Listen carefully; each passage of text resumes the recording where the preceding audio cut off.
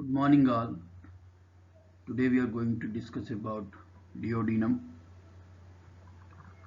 Duodenum is very important question from examination point of view. It comes as LAQ and also short notes and very short notes in the exam.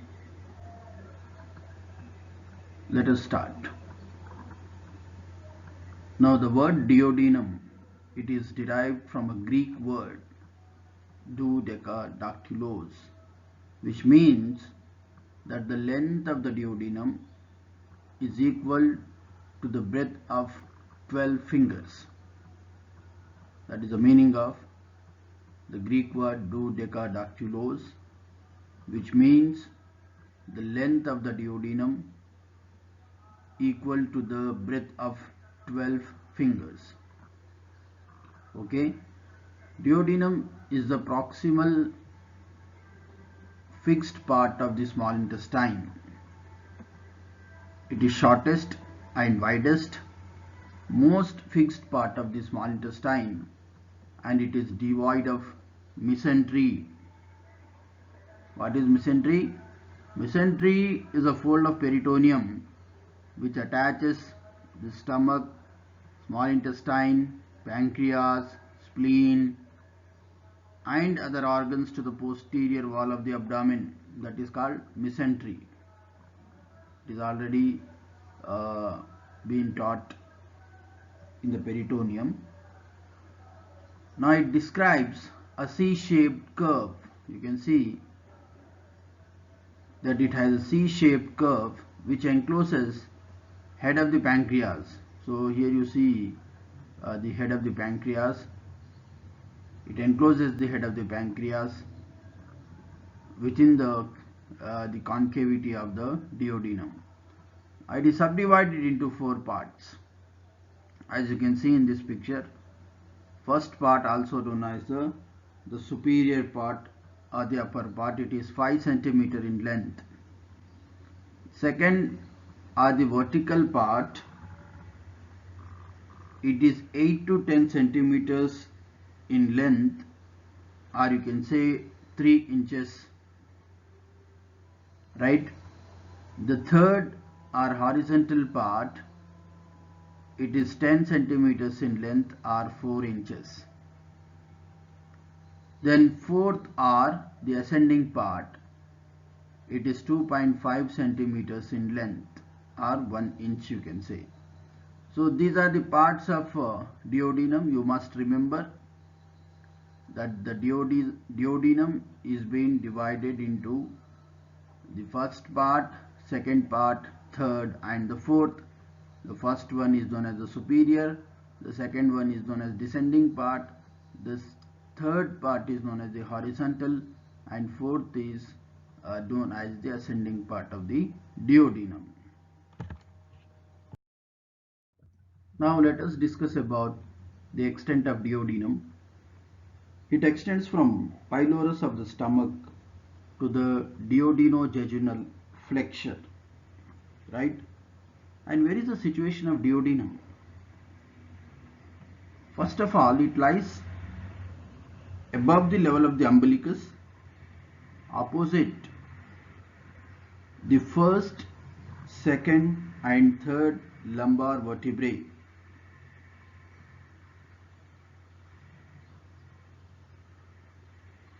Now let us see about the first part of duodenum. The first part is also known as the superior part. This superior part of the duodenum, it extends from pylorus of the stomach to the superior duodenal flexure. It extends from pylorus of the stomach up to superior duodenal flexure.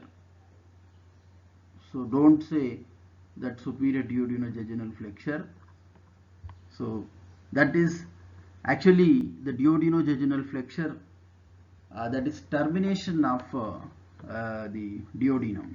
So but the first part of duodenum, it extends from the pylorus of the stomach to the superior duodenal flexure. Flexure means bend here, you can see, and it is directed upwards, backwards and to the right, upwards, backwards and to the right.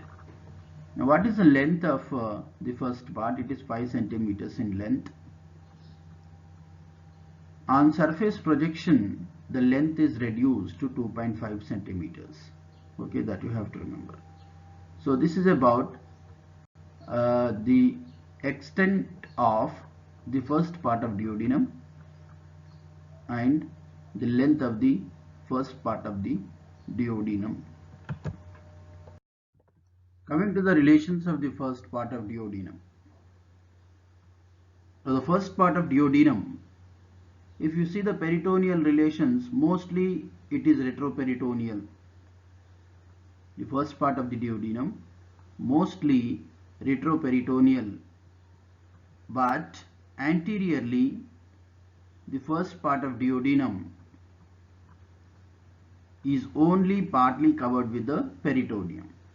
Okay, that you remember. It is anteriorly the first part partly covered with peritoneum. Now in front it is covered with peritoneum of the greater sac, and it is related to quadrate lobe of the liver. As you can see here, the anterior relations of the first part of the duodenum, the quadrate lobe of the liver, the neck and the body of the gallbladder. So these are the anterior relations of the duodenum. In front it is partly covered by peritoneum of the greater sac, and it is related to quadrate lobe of the liver, neck and body of the gallbladder. So we can make out here the duodenum first part. These are the anterior relations, the quadrate lobe of the liver, neck and the body of the gallbladder. Now let us see relations of the first part of duodenum posteriorly. Now posteriorly, mostly non-peritoneal, close to the pyloric part where it is lined by peritoneum of the lesser sac. Now this non-peritoneal part is related with the portal vein. As you can see in this picture, the non-peritoneal part of the duodenum is related to portal vein, bile duct and gastroduodenal artery. Then the inferior vena cava, separated by above mentioned structures.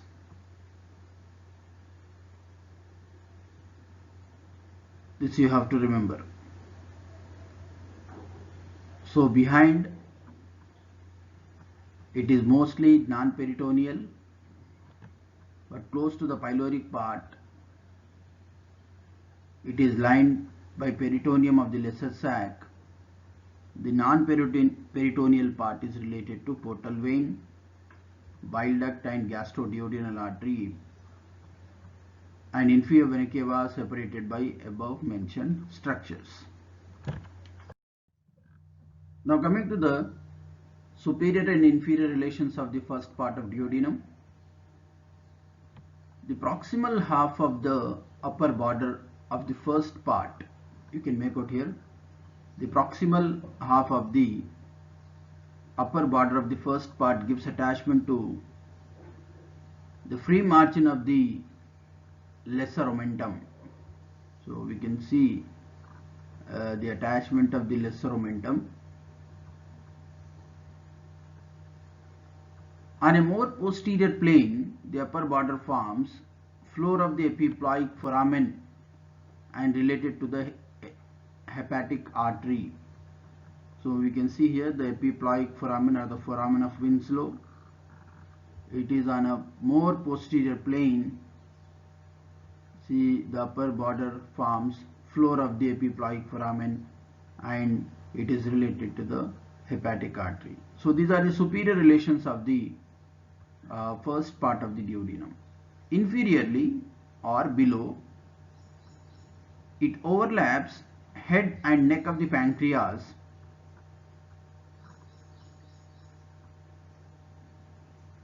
The proximal half of the lower border of the first part gives attachment to the anterior two layers of the greater omentum. So you can see the attachment of the greater omentum. The anterior two layers of the greater omentum are attached to the lower border of the first part.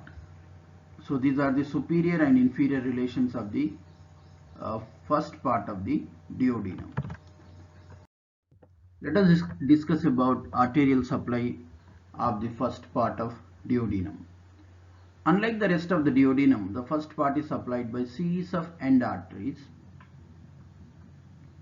These arteries are: number one, supraduodenal branch of gastroduodenal artery. We can make out here, this is supraduodenal branch of the gastroduodenal artery. Artery of Wilkie. It is an end artery, supplies upper margin, upper 2/3 of the anterior surface and upper 1/3 of the posterior surface of the proximal half of the first part of the duodenum. That you should remember. Sometimes a retroduodenal branch, you can see here the retroduodenal artery. A retroduodenal branch of the gastroduodenal artery supplies a part of posterior surface. Then we have infraduodenal branch, as you can see in this picture, of the right gastroepiploic artery, supplies the lower margin or the lower border of the first part of the duodenum. So this is about the arterial supply of the first part of the duodenum. Coming to the peculiar features of the first part of duodenum. The first part is the most movable part of the duodenum and behaves more of the stomach than the duodenum. The second peculiarity, that it is supplied by end arteries. It may be affected by peptic ulcers, and it is devoid of circular mucosal folds. So it does not have circular mucosal fold, the first part of duodenum. Now a triangular radio-opaque shadow known as duodenal cap, as you can see here. So this is duodenal cap. So triangular radio-opaque shadow known as duodenal cap or duodenal bulb may be observed in the first part after the barium meal. So this duodenal cap distorted in peptic ulcer or in malignant growth of the duodenum. So this you should remember. So they may ask you in the radiograph of the abdomen about this, the duodenal cap. Okay. Coming to the second part of duodenum. Second part is also known as the vertical part of the duodenum or the descending part of the duodenum. It begins as a superior duodenal flexure as a continuation of the first part of the duodenum opposite L1 vertebra. So it is a continuation of the first part of the duodenum. We can see exactly here. So it begins at the superior duodenal flexure as a continuation of first part opposite the L1 vertebra. The second part passes almost vertically downwards in front of the hilum of right kidney as you can see in this picture, it passes in front of the hilum of the right kidney. The kidney you can make out here. This is the hilum of the kidney. So it passes vertically downwards in front of the hilum of the right kidney. Along the right side of the vertebral column, lodging in the paravertebral gutter and just within the right lateral plane. So this is the course of the second part of duodenum. Then it ends at the inferior duodenal flexure. So where is this inferior duodenal flexure? You can make out here. This is inferior duodenal flexure. So it begins as a continuation from the superior duodenal flexure and extends up to the inferior duodenal flexure opposite the lower border of L3 vertebra, where it bends to the left side and continues with the third part of the duodenum. Coming to the relations of the second part of the duodenum, in front, that means the anterior relations of the second part of duodenum, it is non-peritoneal in the middle, where it is crossed by the transverse colon. So as you can see here, the middle part of the second part of duodenum, it is crossed by transverse colon, where it is non-peritoneal. Above and below the colon, the anterior surface, above and below the colon, the anterior surface is covered with peritoneum. From above downwards, the anterior surface presents following relations. Number 1, duodenal impression of the right lobe of the liver. Duodenal impression of the right lobe of the liver. Sometimes the fundus and body of the gallbladder. The transverse colon and few coils of the jejunum. Coming to the relations of the second part, posteriorly it is entirely non-peritoneal and presents following relations. Anterior surface of the right kidney close to the hilum. We can see here the posterior relation of the second part of duodenum is anterior surface of the right kidney close to the hilum. We can make out in this diagram. Right renal vessels and pelvis of the ureter. We can see here the right renal vessels and also the pelvis of the ureter. Right psoas major muscle. Then right edge of the inferior vena cava. Right edge of the inferior vena cava. Sometimes part of the right suprarenal gland. Sometimes part of the right suprarenal gland is related to the posteriorly to the second part of duodenum. Laterally, the second part of duodenum related to the right colic flexure, also known as the hepatic flexure. Right colic flexure. Let us see the medial relations of the second part of duodenum. These are the medial relations you can make out here. This is the second part of duodenum. The head of the pancreas.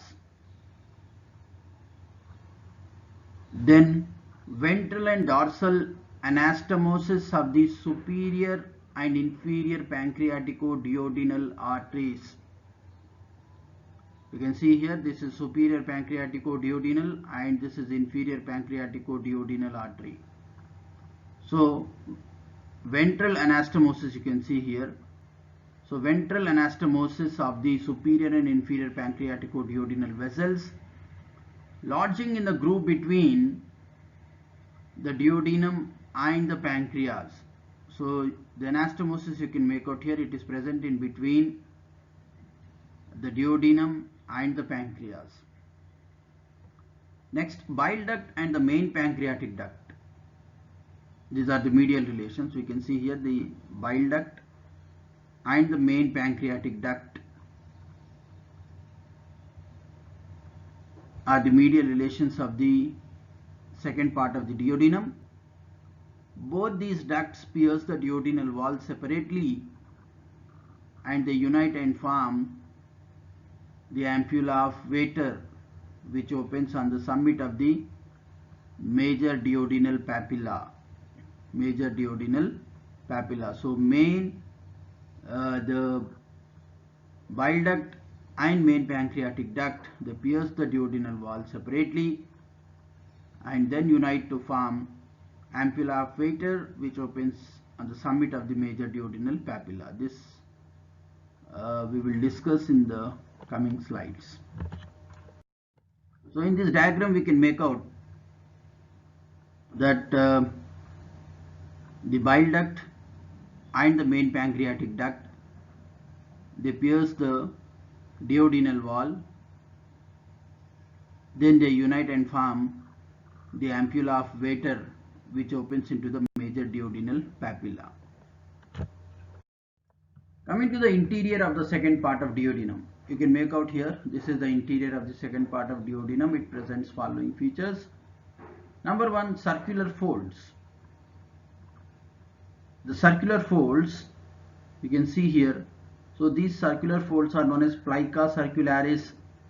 These are permanent mucosal folds thickly set in the duodenum. So these are all the circular folds which are thickly set in the duodenum. What is this major duodenal papilla? You can see here, this is major duodenal papilla, also known as the ampulla of Vater. It is a conical projection arising from the posterior-medial wall of the second part, and it is situated 8 to 10 centimeters distal to the pylorus. 8 to 10 centimeters distal to the pylorus of the stomach. Its summit presents a single orifice. You can see here, its summit presents single orifice through which bile duct and main pancreatic duct open. Sometimes the ducts open separately on the papilla. Coming to the minor duodenal papilla,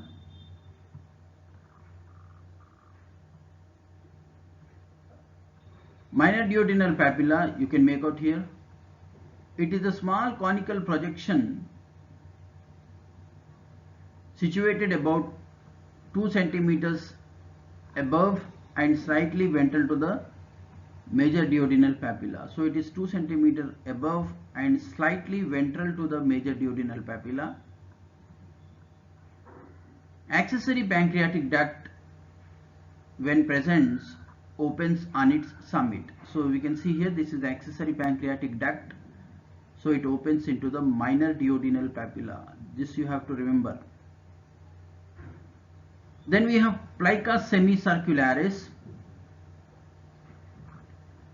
It arches above the major papilla as a monk's hood. We say plica semicircularis. It arches above the major duodenal papilla, that is called a monk's hood.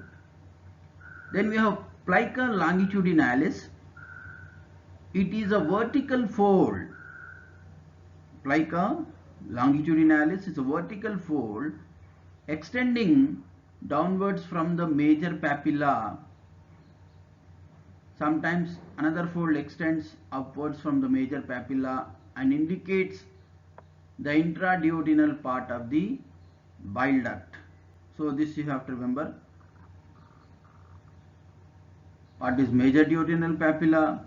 What is plica circularis? What is minor duodenal papilla?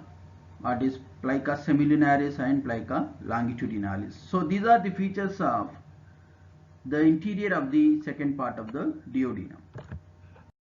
Coming to the third part of duodenum, which is known as the horizontal part.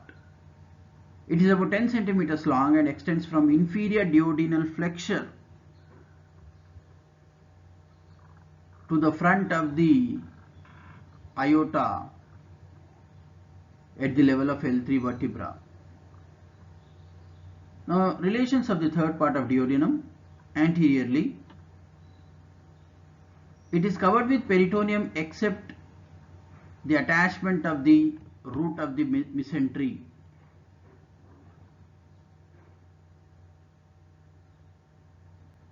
Anterior surface is crossed by superior mesenteric vessels.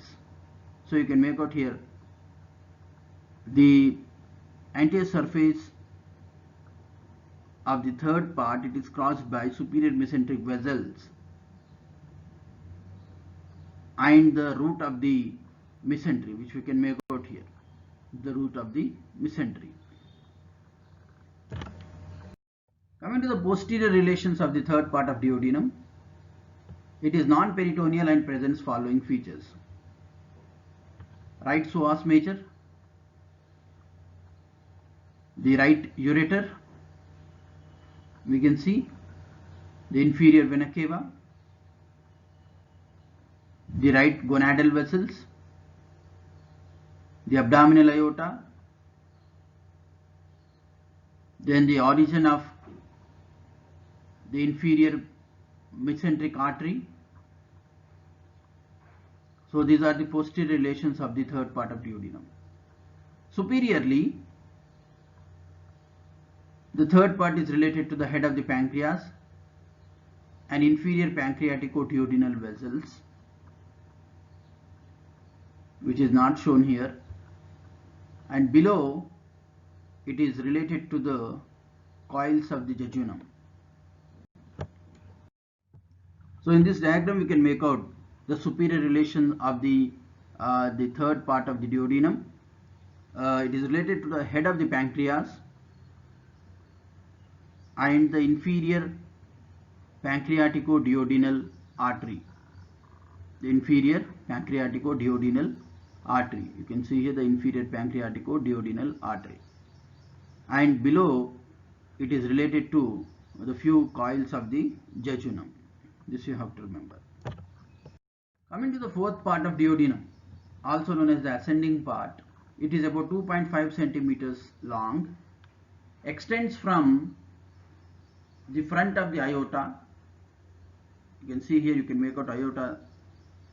So it extends from the front of the aorta to the duodenojejunal flexure. You can make out here, this is duodenojejunal flexure. All of you see this.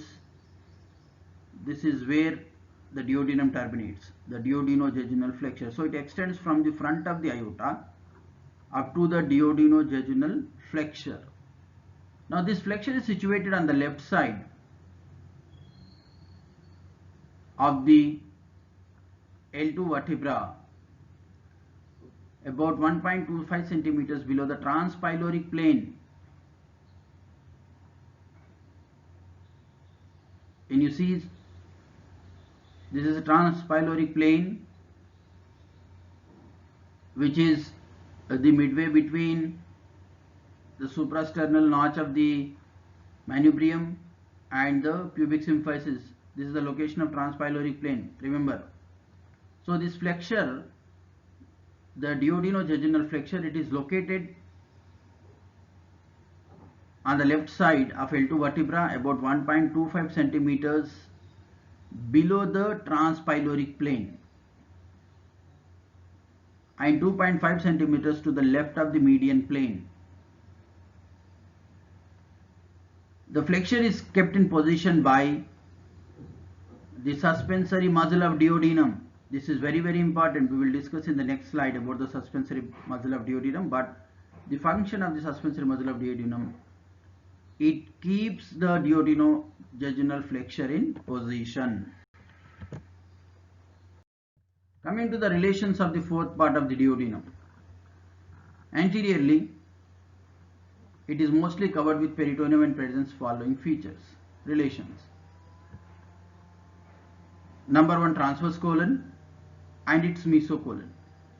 This is a transverse colon and its mesocolon, the transverse mesocolon. Posterior inferior surface of the stomach separated by lesser sac. Then posterior lead is related to left crus of the diaphragm. These are the posterior relations.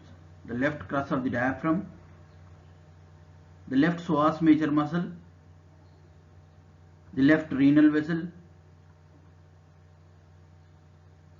the left gonadal vessels,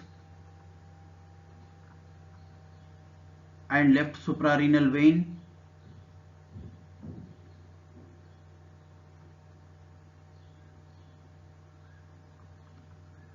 inferior mesenteric vein,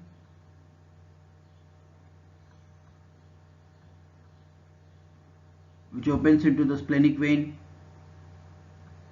Then on the right side, uncinate process of the pancreas, and left side it is related to the left kidney and the ureter.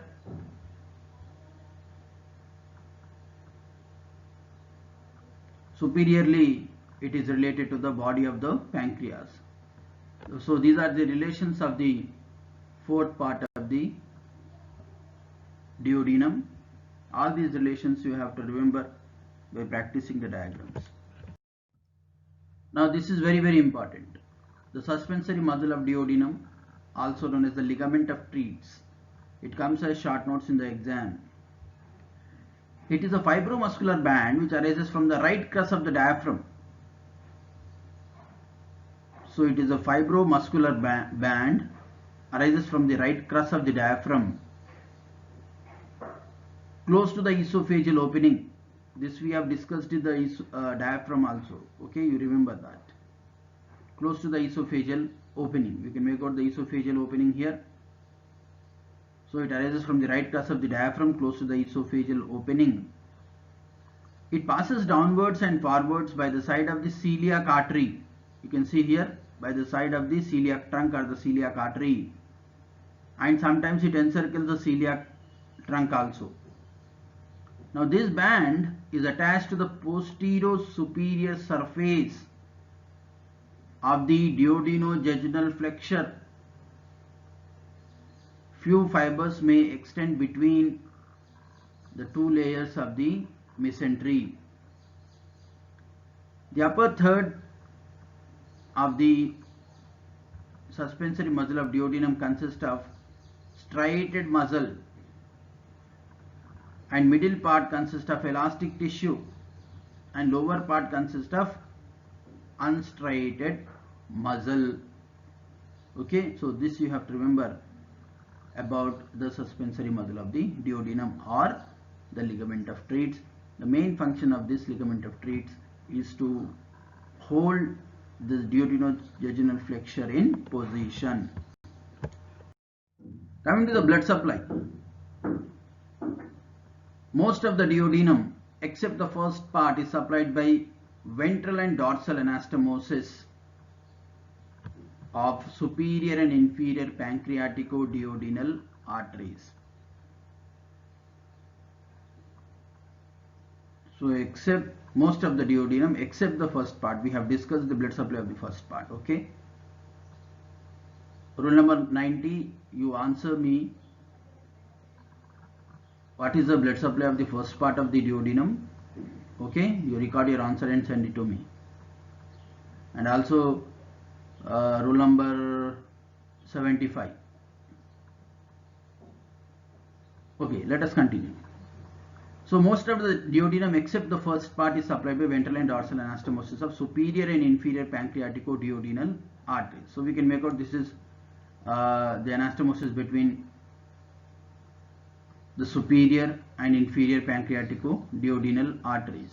So here also we can make out the anastomosis between the superior, this is inferior pancreatico-duodenal artery, and this is superior pancreatico-duodenal artery. So we can make out the anastomosis between these two arteries. Now each anastomotic arch presents a row of vasa recta. Vasa recta are the straight vessels. Vasa recta of the anterior row supplies the anterior surface and those of the posterior row supplies the posterior surface of the duodenum. Now between the two rows, vasa recta intervenes the head of the pancreas. So we can see here the head of the pancreas and the bile duct. Between the two rows intervenes the head of the pancreas and the bile duct. Now coming to the venous drainage, veins corresponds to the arteries and drain into the superior mesenteric vein and into the trunk of the portal vein. So that you should remember. Coming to the lymphatic drainage of the duodenum, lymph vessels drain into pancreatico-duodenal lymph nodes. We can make out here the pancreatico-duodenal lymph nodes. Efferent vessels of these nodes drain into celiac nodes and superior mesenteric group of pre-aortic lymph nodes. Some vessels drain into hepatic nodes directly. So all lymph reaching the hepatic nodes drain into the celiac group of lymph nodes. So this you have to remember in case of lymphatic drainage of the duodenum. Coming to the nerve supply of the duodenum. So the sympathetic nerves are derived from the celiac and superior mesenteric plexus. So we can make out here, this is superior mesenteric plexus, and here we can make out the celiac ganglia and the celiac plexus. The preganglionic fibers come from T6 to T9 segments of the spinal cord. The parasympathetic nerves are derived from the vagus. So vagus nerve we can make out here, right? The innervation of the duodenum is by the vagus. The nerve cells in the Auerbach's and Meissner's plexuses act as post-ganglionic neurons for the parasympathetic fibers only. Coming to the applied anatomy. First part of the duodenum is vulnerable to the formation of peptic ulcers since it is supplied by series of end arteries. So sometimes the gastroduodenal artery passing behind the first part is eroded by the peptic ulcer, producing severe ulcer. Then we have annular type of head of the pancreas, sometimes encircles the duodenum. In such case, malignant growth of the pancreatic head produces duodenal obstruction. So dear students, with this we have completed the introduction to duodenum, the location of the duodenum, the various parts and their relations, blood supply, nerve supply, lymphatic drainage, and applied anatomy related to duodenum.